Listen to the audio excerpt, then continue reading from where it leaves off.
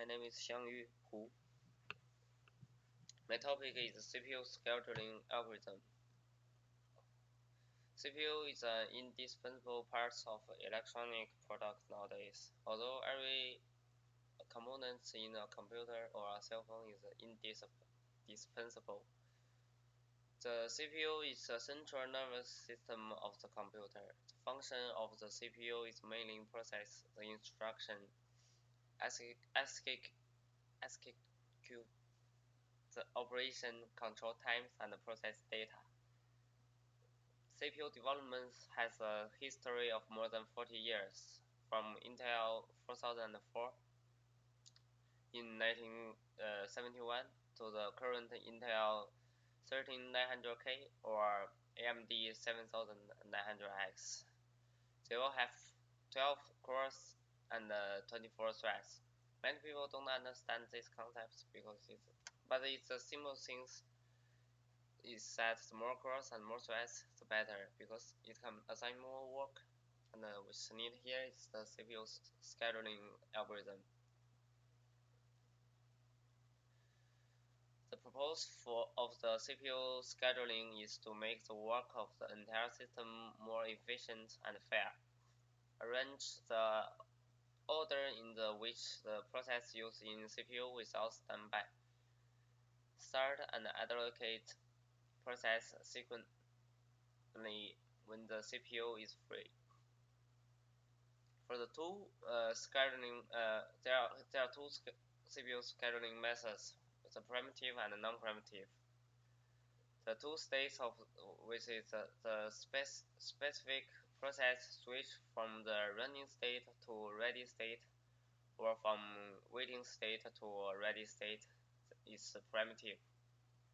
Even if a lower priority task is still running, it will still make it stop and keep it. Execution will resume after waiting for higher priority tasks to complete. The other two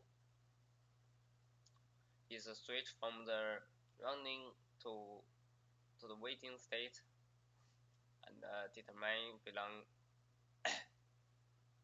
and process finish is execution and determine belong to non-primitive. Run according to a specific process assigned will keep the CPU busy. Well, I don't know if anyone have noticed that when we are using Windows 7, sometimes the computer crashes, but the mouse can still move. This shows that the priority of the mouse is very high. We briefly learned about many CPU scheduling in our course. The first comes first server, shortest job first, shortest remaining time, round robin, priority scheduling, and others. The first come first server is not from the name that we can see is very fair and simple algorithm. When a process enters the required query, the PCB is linked to a tail of the query. When a CPU is free, the CPU is allocate the process at the head of the query. Next, the running process is removed from the query. The disadvantage is that the waiting time is very long. Among them, also the priority scheduling is to give each process a priority. Even with a higher priority, have more urgent and should be execute first. Generally speaking, the priority of the system process is higher than the user process. For the round robin, also to understand this algorithm we should start from the names. The round robin is derived from the French robin round, which means a circular ribbon in 17th to 18th centuries, the French peasants protest against the king with a petition. The merchants usually execute the first two or three people in the petitions. That is, those who lead the uprisings. In order to deal with the kind of deposition, people sign their names in a circle at the bottom of the petition, just like a ring belt.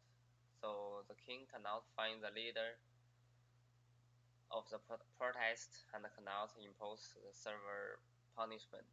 So the principle for the round-robin scheduling algorithm is to assign requests from user to internal server in turn each time, starting from 1 until n, which the n is the number of the internal server, and then restart the circle. For the shortest job, first algorithm is to select the tasks which have short running time from the multiple tasks with the same arrival time for scheduling. And then schedule the second shortest task. According to the information that I surveyed, the current researcher have improved the new SJF algorithm called the modified shortest task first algorithm that can reduce the average response time and maximize the use of a resource. SJF is suitable for processing that define the running times, and each processor can reduce the time to a minimum.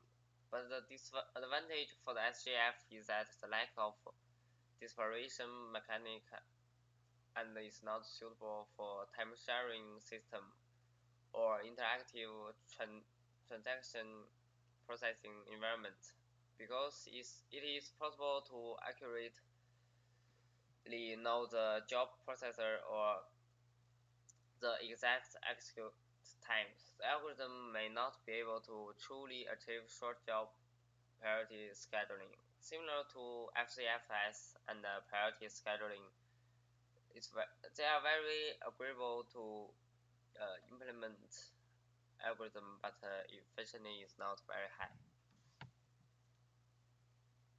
So for the conclusion, as I mentioned earlier, in fact, all the CPU scheduling algorithms are designed to make the work of the system more fair, and to complete the most things in the shortest time. But we also think that some goals are still not easy to achieve, whether it's from production cost or priority choice. However, in recent years, people still attach great importance to the development of science and technology. From the update of CPU hardware and the optimize of CPU scheduling algorithm, I believe it will not take long for us to see a satisfactory algorithm in CPU. And thank you.